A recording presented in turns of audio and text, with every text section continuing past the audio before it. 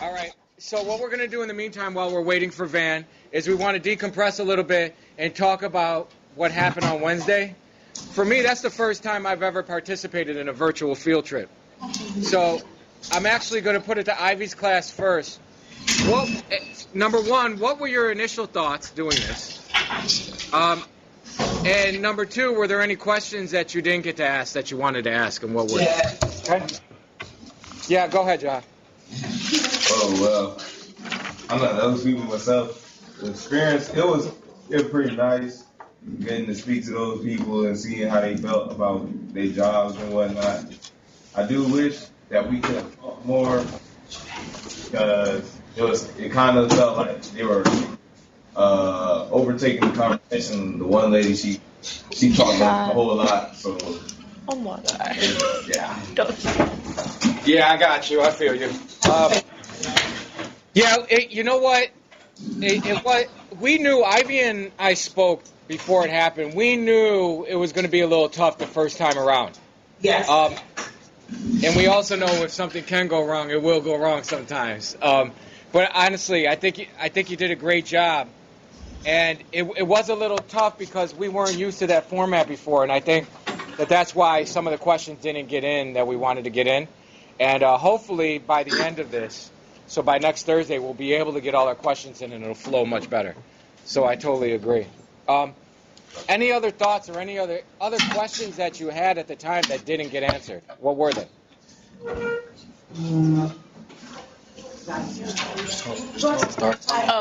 Well, I had a question that I didn't get to say about the disabilities. Like people, like kids with disabilities, do they get accommodations like what school they want to go to? Because I know a lot of schools don't have the accommodations that they need. So do they like make that happen for them, or do they have to go to a school that has those accommodations? Yeah, I tell you what, that's a great question because I know my son, he had several learning disabilities, very real disabilities, and it was a fight. If I didn't know what my son's rights were and what my rights were as an advocate and as a parent, I would have never been able to get the things for him that I did.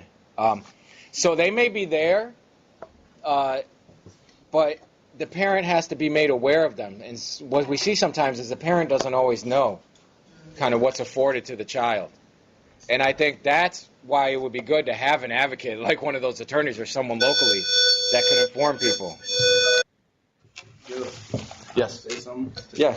Yeah, go ahead, Chase. Say that, not all like the teachers would know that they have a disability, because I just now got my IEP, feel me? Mm-hmm. And it's my junior year. Yeah. I've been in school for how many years now? Yeah. I mean, what grade are you in now? Junior. Junior. So you see, it's it's just, huh? No, not everybody here is a junior. So it's not just about having the access to things. So what Chase just brought up, he's like, listen, I just got classified now and I'm a junior. Think about that. For some children, what we see is that they go through the process and get classified very, very late in the process. So it really would be nice to have from a very young age someone advocating for them.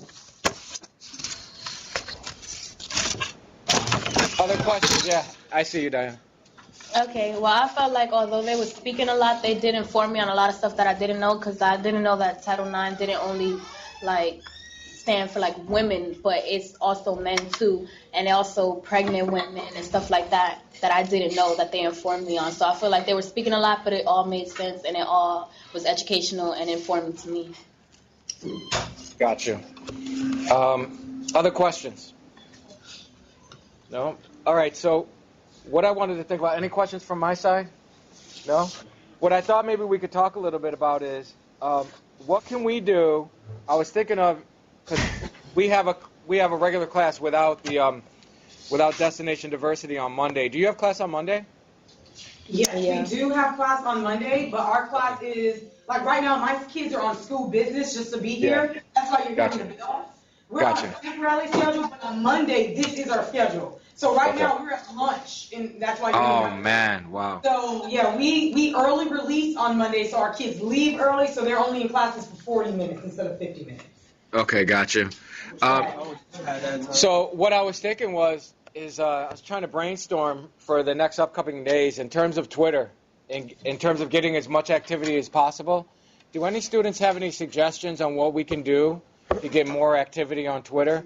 Like what we were able to do is we got it disabled for this period. So you'll see they have a couple Chromebooks out so that they can tweet live. But what can we do to kind of ensure that more people are tweeting throughout this process? It doesn't even have to be while it's happening. That's a great question. Yeah, go ahead. We could do like shout outs, like just shout our page out, you know, tell other kids what's going on in the class and like keep them informed. Got you. I think that's a great idea. And I think that we should all hold ourselves accountable to do that. The more tweets, the more recognition we get for what we're doing. So that's one great idea. Other ideas? I have one.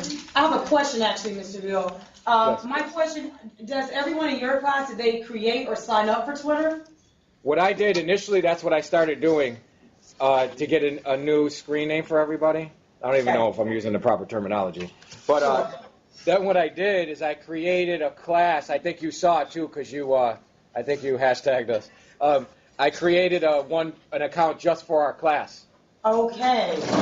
So that what people can do is after they leave today, I'm going to give them the password and all the information to get on and be able to do that.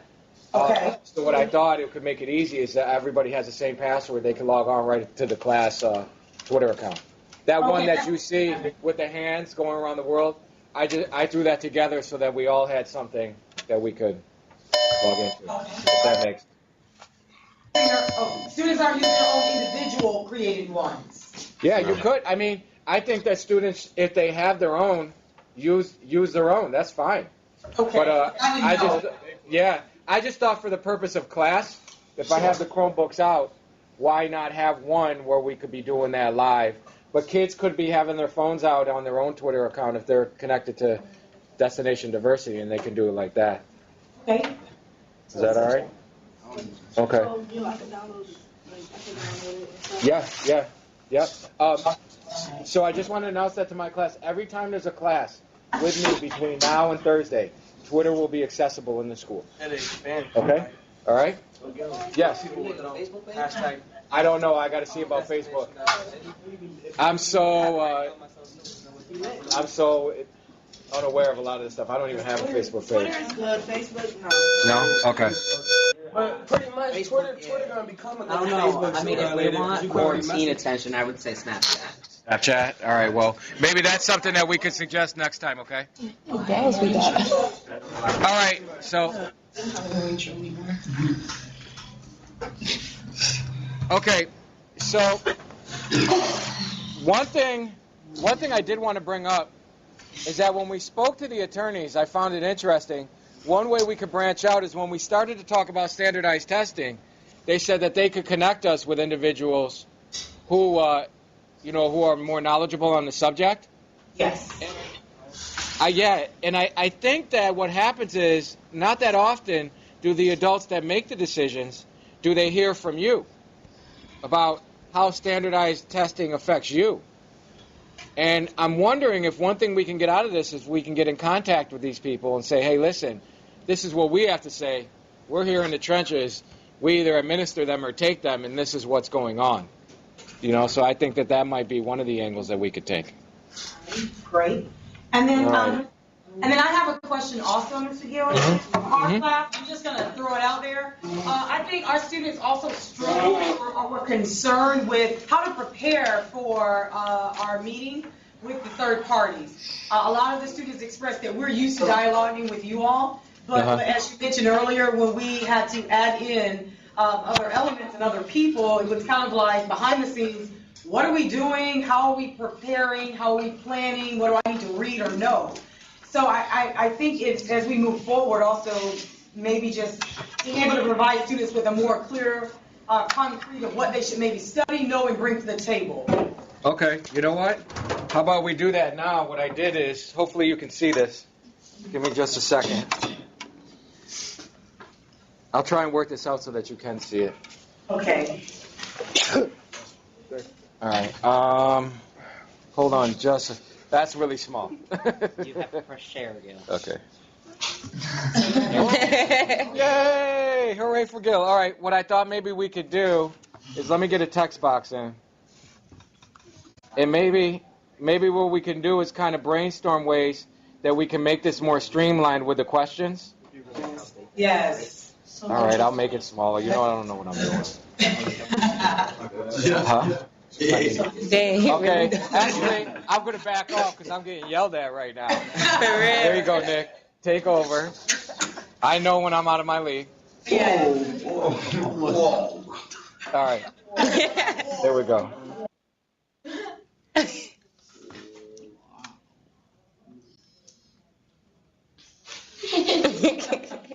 All right. So, and I give everybody a lot of credit today because we definitely are improvising. So bear with me, all right? Yeah. Everybody see this? Yeah.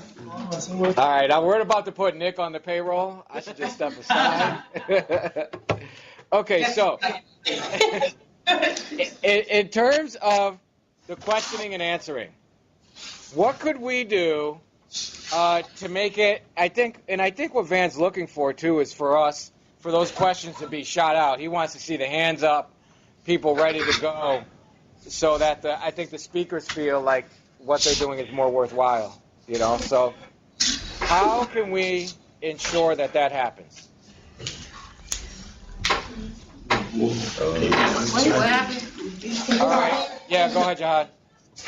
But I think it goes back to like, it kind of, we didn't know the structure of it, so if like, speakers would stop speaking, I feel like it will open up the floor for us to talk, because we don't like to just raise our hand while somebody's talking, because that's kind of rude. So it's like once they stop talking, then it'll feel open for us to start asking our questions. Okay, so are you implying that we should be able to ask questions throughout? Is that what you're saying, that they should stop periodically? Yeah, because it's like they talk, and then we only got the time to ask questions. Like, once they made a video, it was like 12 minutes. Then we start asking questions. Got you. So periodic presenters. So like right when they stop talking, we could just shoot out our questions. Yes, got you. Yeah. All right, we're gonna jump over to Chase, and then we'll jump back on. And like I feel like they needed to sum up what they were saying, because they was talking for like hours long. Like, Well, they are attorneys. I wasn't surprised by that. They're gonna have a lot to say, but so summarize. All right, and we got to think about what we're gonna do too, because we can't get to them to tell. We don't know who's doing what at the time. But short and sweet. What about short and understanding or something? It's like same. okay, so concise. And I'm gonna relay some of this stuff to Ben. Okay. All right, I saw some other cards up. It's because you're so small. So maybe if somebody could help me out. Was there another card up, or am I just blind? All right. Alex and Zion. Yeah, go ahead on your side. One of you, Alex and Zion. What? Go ahead, Alex.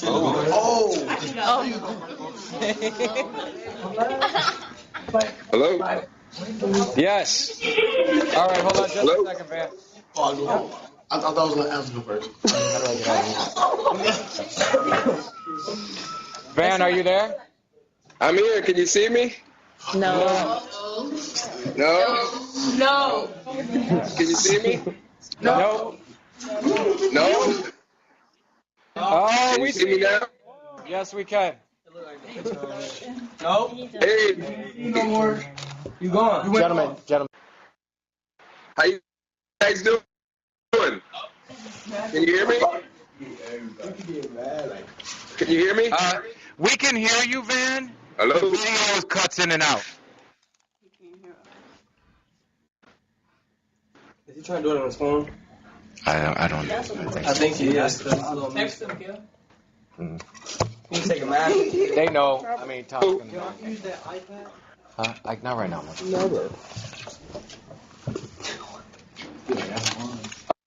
Oh.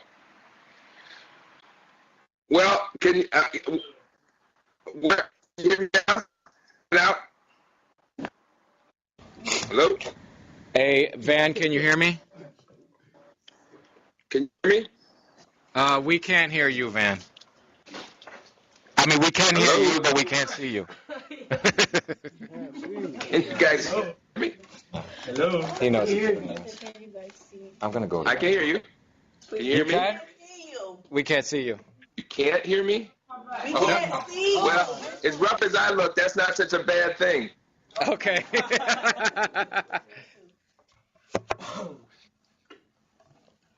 You can see me or you can't see me? Let me. All right, here's the deal, Van. We can't see you, but we can hear you on and off. Hear me? You cut in and out, to be honest with you. Can you hear me? Hear me? Van, it's real choppy. Oh, I heard that. Oh, can you hear me now? It's still choppy, Van. You're coming in and out. It's real choppy? Yeah. Oh, we can see you now. Can you hear me now? Yeah, still choppy. Still choppy? We saw your face for a second, then you cut out. Can you hear me now? Yes, we Still can. choppy? No, you're good now. We just can't see you. All right. Well, listen, I'm not going to press my luck. Can you hear me? Yes. Yeah, listen, I'm in the parking lot of a Target in Alexander, Virginia. You can hear there's a fire truck going by, right? It's not a police car. I'm not being arrested or nothing. We had some complications, if you all heard. Well, let me back up a bit.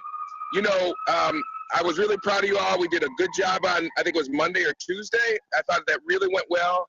Nobody's ever done anything like that before. You guys are like pioneers, and you should be very proud of that. Keep on tweeting. But I went to a school yesterday. I don't know if y'all heard about this, in D.C., called McKinley Technology High School. And we had a conversation about the use of technology, including a conversation about Snapchat. And they suggested they knew that I was using Facebook, and we were using Twitter. But they said, well, why aren't you using Snapchat? And I don't know much about Snapchat, so I signed on. Listen, my Snapchat I've never used before is DEFT Diversity. It's a new experience for me. In my this, I have to have some kind of something. They tell me how Snapchat works. Van, you're cutting out again. Can you hear me okay, Van? We hear you on and off. We're glad that you brought up Snapchat, because that's something the kids brainstormed also. Intermittently, Van. It's getting choppy again. We did hear you talk about Snapchat. Yeah, I mean, can you hear me now? A little bit. The point here is that technology, if you can hear me, can you hear me? Yes, we can, sir. Okay, all right. We were talking about Snapchat, and the point is that technology, as you all have experienced, can be used for something very good or something very bad. And I was asking them, how do they use Snapchat? And one young person out of McKinley High School said, he said, you know, when we use social media, most of the time it's used, I don't know if you all would disagree with it, it's used to talk about people's weaknesses.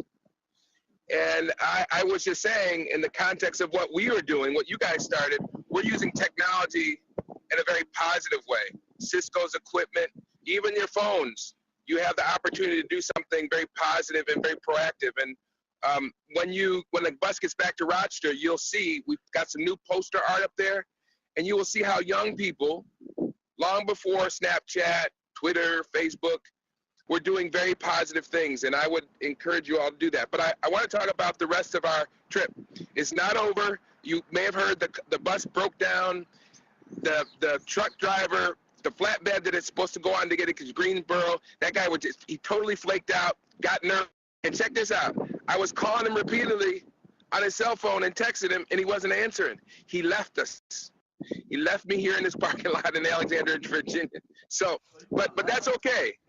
You know, any journey, any good journey we're taking, you have some detours. I know you guys in your life have probably had a detour too. This was just a minor detour. I'm telling people on my Facebook page, just because you get detoured doesn't mean you have to get derailed. So, just to finish up, I am on my way to Greensboro. We're still going to go there. You guys will be home by the time I get there. And then I'm going to hook up with you guys in Atlanta at the King Center. And most importantly, we're going to make our way, I am determined to do it, to Hillsborough. And those students are going to get on the bus just like you had gotten on the bus with them, and you're going to hear from a local civil rights leader in Hillsborough. So I thank you all for being patient. I apologize we didn't make it to Greensboro, but again, just because you get detoured doesn't mean you get derailed. Go to the Facebook page and we talk about, you'll see some of the stuff that's happening that I can't get into now. All right?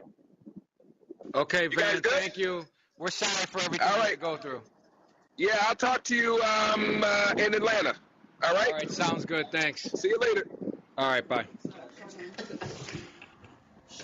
Go ahead, unmute. I said we're live. Can you hear me now? You guys can hear me all right? Yeah. Okay. So it sounds like what we had talked about, other students had talked about possibly setting up a Snapchat account and using that. I have no idea how to use that, but I'm sure that some of you could teach me.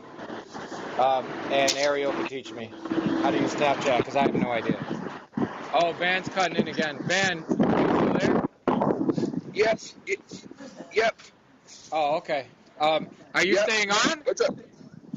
Well, yeah, as long as the technology will allow me to, yeah, I'm going to just listen. Okay. All right. So what we've been trying to, Van, what we've been trying to do is trying to brainstorm ways to get more student involvement when someone's speaking. Mm-hmm. And because, everybody's got questions, but the format changes when we involve a third party. So one thing we thought about was the kids actually like to talk periodically throughout the presentation. They were wondering if it's possible. So first of all, I guess what we need to know is on Tuesday, what's the format going to look like on Tuesday? Because if we know ahead of time kind of what's going to happen then, we can kind of figure out how we're going to formulate our questions. Well, Tuesday, it's at the King Center. I don't know if you're all familiar with that, but that's Dr. King and his family's effort to keep his legacy alive.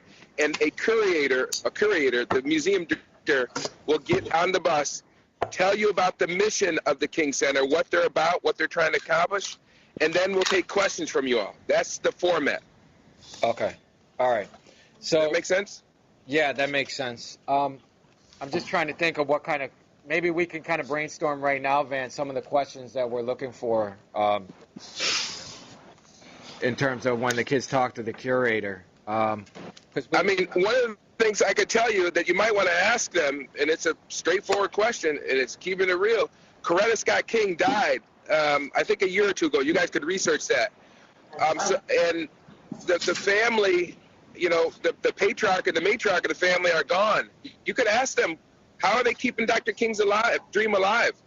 Okay. What does the center do to help people with civil rights? All those questions that you guys have about young people being arrested and suspended from schools, ask the curator, okay, this is your mission. How are you making it happen? How are you keeping King's dream alive? Ask them that. I don't even have the answer for it. I don't know what they're going to tell you. Okay, gotcha. All right, that's one thing we're going to look into.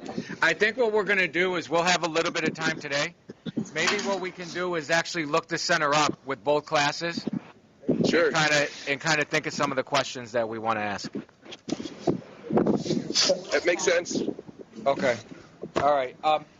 So Ivy's class, are you okay with doing that? Yeah.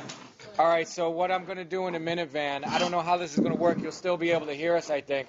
I think what we'll do is we'll bring up the website and kind of look at the contents and try and formulate some questions so that Ivy's class can see it at the same time as mine. All right? Okay. All right. There's going to be a little silence for a second. Okay.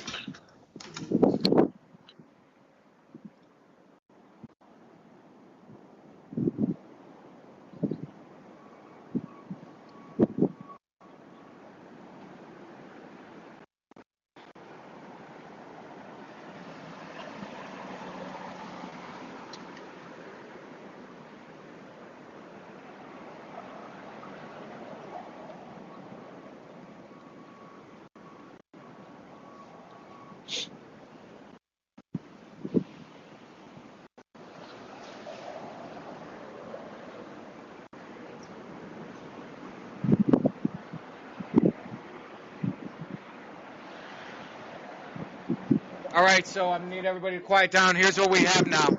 We have About the King Center. Maybe, could you read a little bit of that, Nick? Would that be okay? So Nick's going to read a little bit about the King Center so we can think of the type of questions we want to ask, okay? Okay. All right, go ahead. All right, so established in 1968 by Miss Coretta Scott King, the Martin Luther King Jr. Center for Nonviolent Social Change, aka the King Center, has been a global destination, resource center, and community institution for over a quarter century. Nearly 1 million people each year make pilgrimage to the National Historic Site to learn, be inspired, and pay their respects to Dr. King's legacy.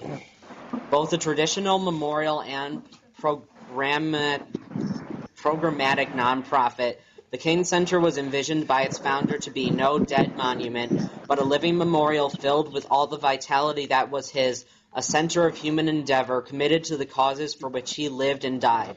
That vision carried out through educational and community programs until Mrs. King's retirement in the mid-1990s, and today it's being revitalized.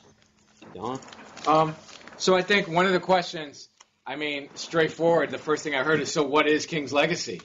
If we could get them to talk a little bit about that, I think that would be a great question for one of the kids to ask. Second, it said before she died. So another question, and Van, you can't see it, but we're jotting down these questions too. No, I can see it. I can see it. Oh, you can see it? Oh, okay, perfect. Yeah. What is King's legacy? Yeah.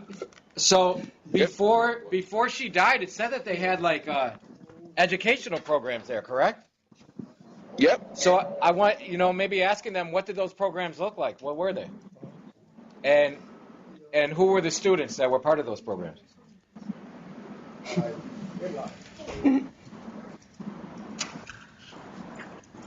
Hey, listen, you all may remember I'm on the Board of Education. I would love for somebody to ask for me, is there any programs, okay, maybe they educate the kids in Atlanta, but what about the kids through the students throughout the rest of the United States? Are there programs and lesson plans and curriculum that they can share with students in other states, right? Yeah, that's a great idea.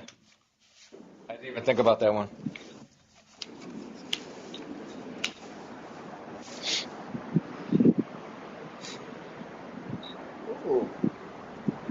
Okay, we're going to have Nick continue reading. Okay. As we move into the second decade of the 21st century, the King Center is embarking on a major transformation into a more energetically engaged educational and social change institution. Supported by our board of directors and an infusion of new thinking, the King Center is dedicated to ensuring that the King legacy not only remains relevant and viable, but is effectively leveraged for positive social impact. Okay, let's stop there for a second. I think one great question would be, because they brought it up, is so how does the King Center bring about social change?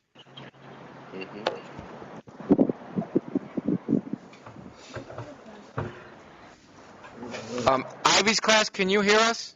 Yes, so I'm do you have any questions you can think of after what we talked about? Yeah, go ahead.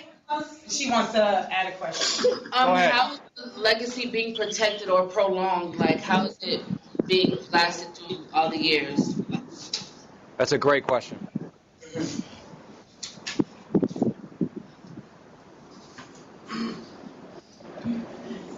It is. Other questions you have? It's going to be really hard to see you, so you can just rattle them off. Go ahead. How is being an advocate for civil rights issues now? Like, are they giving Flint water because they still don't have water? Are they doing other things in the community all around the country, not just in Atlanta? Okay, so I think your question is are they advocating for civil rights on a national level? Yes, sir. Right.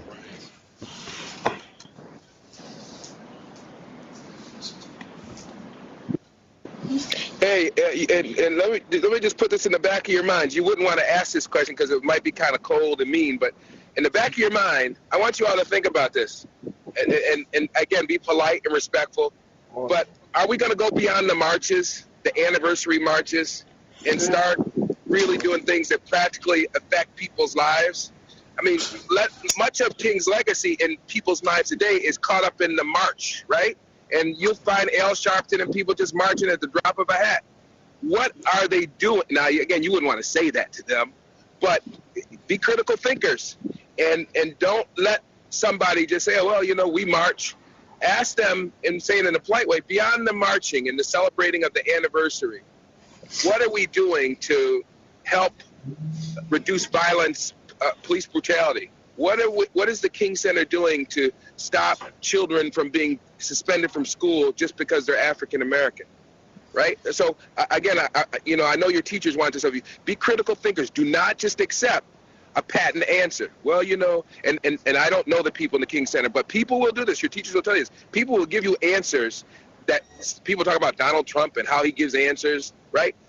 People have been doing what Donald Trump has been doing for years. Blanket answers that sound good to some people. Make sure if they give you an answer that there's maybe a polite but respectful follow-up question, because you really want real answers. Yeah, that's a great idea, Van. I saw you some of your faces with the black. Yeah, you know, Van, what I find interesting is it's weird how things work out. I know what you just went through was really tough. I know you're in a parking lot. If this wouldn't have happened, if you wouldn't have been stranded, we wouldn't be doing this right now. So things work in mysterious ways sometimes. Yep. Amen. And you gotta love the beauty of technology. That you're in a parking lot and we're sitting here having a lesson. You know? Yep. Absolutely. That's great. Okay. All right. So why don't we go back? Well, Ivy, does your class have any more questions so far? All right, any other questions that you guys want to ask right now? Okay. Okay, All right. not right now, we don't. Okay, so we'll go back to reading.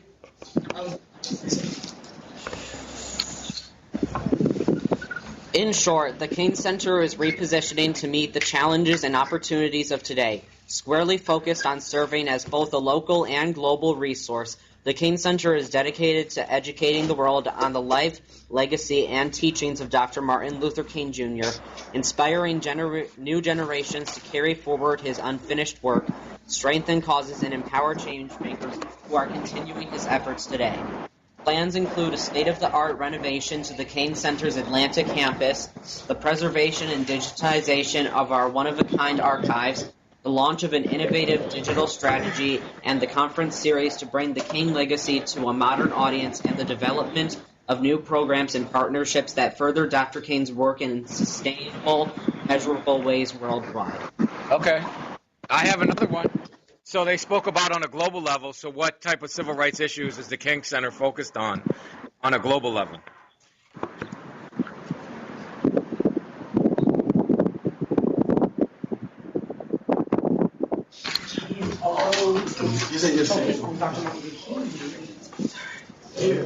Just say what you want to ask, because they can't see.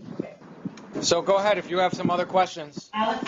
Nick, do you mind going back to the article itself or the website? Yeah, no, we can go right back. That's fine. All right. It says, I didn't see the picture. It says, squarely focused on serving as both local and global resource. The King Center is dedicated to educating the world on the life, legacy, and teachings of Dr. Martin. My question is there any other civil rights activists or any person that they're doing teachings other than Martin Luther King, as in locally in your town, within each state, because every state has a different person, or nationally, which is generally Martin Luther King stuff that we talk about, but what about every other state? What about every state that had somebody local or somebody that went a little above and beyond that? That's an outstanding question. I didn't even think of that one. Excellent.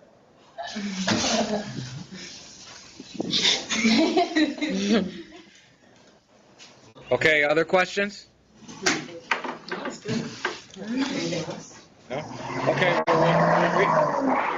we'll continue reading a little bit more, and then Van, what we're going to do is we're going to stop just a little bit early, because what we're going to do is we're going to formulate these into questions. I'm going to share them with everybody so that we have it readily available to kind of think about over the weekend, okay? Sounds like a plan. All right, go ahead, Nick. That's about all that was there. Is that it? Yeah. Okay, let's see what else. What about the use of documents? Did you? Oh, never mind. All right, I'm going to look and see what else they have on here.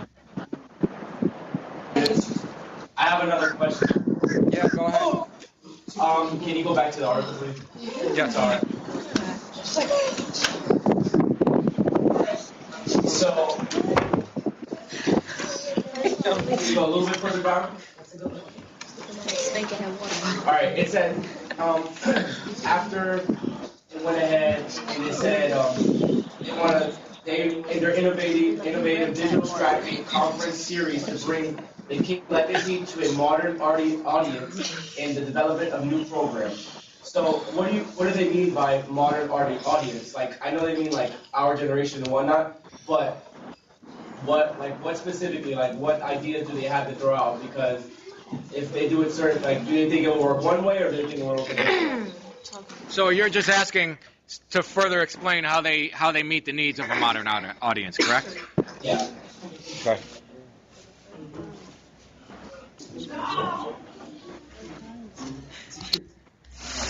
Hey, Van, do you know, while we're typing, can we view the exhibits online, or is that something you have to be there to do?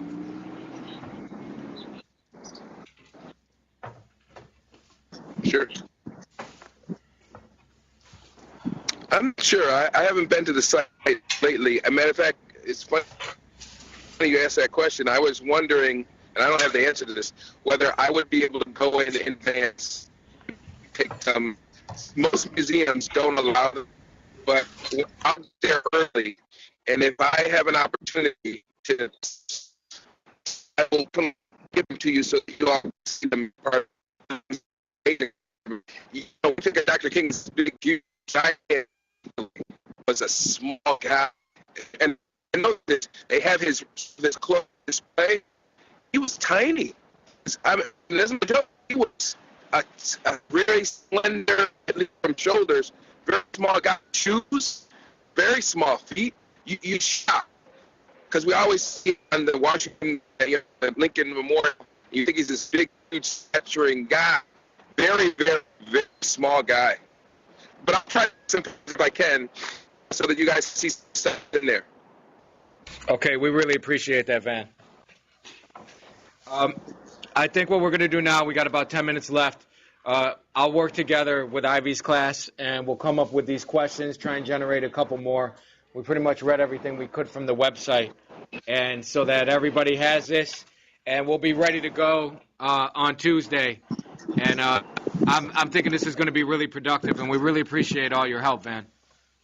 All right, well, listen, I'll see you guys on Tuesday. Come hell or high water, we're going to make it to Atlanta. All right. Thank God bless. you for all your I'll work. see you later. All right, God bless. Take care. All right, we'll see you. Bye. All right. Okay. All right, everybody. So I got it. Oh, I got to tell you what. Considering everything that's gone on, you did a great job. To Ivy's class, thank you so much. To my class, really appreciate it. I'm hoping this will help now. And I'm hoping we can get some more questions in. I see some papers up. It's just hard to see you, so go ahead. Yeah. Okay, so I have Caitlin and then Joe wanted to add one as well. Okay. Okay, so, like, I understand, like, we have in schools or in education, we have Black History Month, which is February, but what is civil rights education going beyond as far as schools? Like, I understand we have February to learn about Black history, but that's mainly it. Like, that's all we learn about. That's the only month. And there's more. There's so much more than just February. Like, there's a lot of months to learn about what has gone on because so much has happened in the civil rights era. So, I mean, to be politically correct when we ask, you're just asking what we're going to do beyond the norm. Yeah, and when Caitlin spoke with me briefly, just on a sidebar, she was saying a question that we might be able to present was to that museum that we'll be visiting with, is there anything that they're doing currently with education to ensure that it is not just being taught in the month of February, but it's expanding beyond that? Got you. And I think one of the things that can happen too is, you know, to keep it real with you, if we were just talking between the classes, what you're really asking is, are we just going to go through the motions and do what everybody does in other schools? Or are we going to get down to the heart of some of the issues that we talk about together? So I definitely agree with what you're saying. Other questions? Okay. Yeah, go ahead. I see you. I have two questions. Yes. What difficulties have you faced in trying to keep Dr. King's dream alive? And what is being done to bring awareness or change about the black violence going on today? Could you repeat that again, please? It's hard to hear you. I'm sorry. Sorry. Okay, here we go. Pull it back. I can't stop. His big fat ass. It's stuck. Because it's Sorry, okay, do you want me to ask the question? Yeah, could you ask say the question again? Okay, so she's written this down. It says, what is being done to bring awareness or change about the black violence that's going on today? So in other words, specifically to this, to the museum, the curator, what are they doing, whether locally or beyond the local area, to bring that awareness or change to address some of the violence we see today? Are they bringing awareness? Do they have exhibits? I mean, are they, what are they doing? And I assume that's what. It's not going no more. All right, we got it. It don't go no more. She's not going back. Okay, it's okay. And then we have one more in the front, which was Alex. One more? Okay, no problem. Okay. Go ahead, Alex. In regards to the general of what we're speaking of, rather than going back to what I said about the audience, like us, our generation, as far as our generation goes, people our age haven't experienced anything that our parents experienced or our grandparents experienced. So it's a question more on us, like how do we see it as one general group and one generation as us, and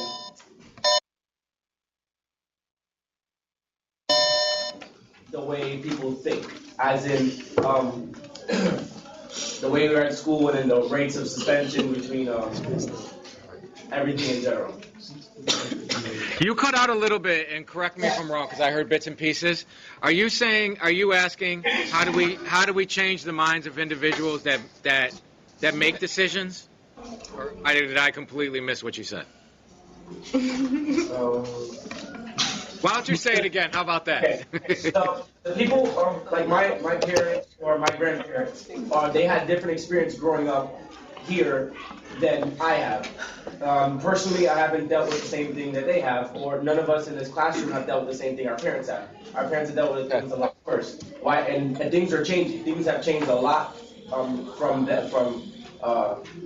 I would say 20 years, 30 years. Things change. There's still negatives going on, and if people don't think that there's still a lot of negatives going on, then they're not looking at all. But how do we deal with that? How do we address it as a group? Okay, so how do we address change as a group? All right, got you.